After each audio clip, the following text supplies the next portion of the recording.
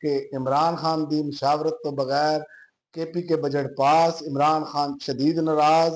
ते दूजा अलीमा खान ने कहा इमरान खान को सिस्टम तो बाहर कर दिता गया है।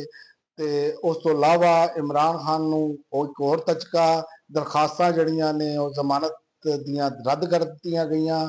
उस तो इलावा जंग बंदी की खिलाफवर्जी शुरू कर दी गई है इसराइल वालों। तो सब तो पहले दी खबर, मेरी मुशावरत तो बगैर KPK का बजट मंजूर नहीं होना चाहिए सी। इमरान खान उन्होंने कहा 5 रुकनी टीम मेरे को मशवरे लिए आवे, जे बजट पेश हो गया है तो सुप्रीम कोर्ट जाओ तो दसो कि IMF बजट जड़ा किस तरह कबूल करेगा। जे पार्टी का सरबराह शामिल नहीं होया तो यह बजट मेरी मुशावरत तो बगैर मंजूर नहीं होना चाहिए सी।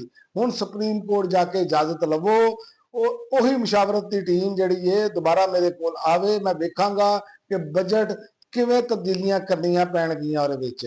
ਤੇ दूजा इमरान खान ਨੂੰ एक होर तचका, लाहौर हाई कोर्ट ने 9 मई वाले 8 मुकदमिਆਂ ਦੇ ਵਿੱਚ इमरान खान की जमानत रद्द कर दी है। लाहौर हाई कोर्ट ने 9 मई के वाकयात नाल जुड़े 8 मुख्तलिफ मुकदमिਆਂ ਦੇ ਵਿੱਚ इमरान खान ਦੀਆਂ जमानत दरखास्तां मुस्तरद कर दित्तियां ने। और इस तो इलावा उन्होंने कहा अलीमा खान ने कि मेरे ख्याल में इमरान खान को सिस्टम के विचों बाहर कर दिता गया है।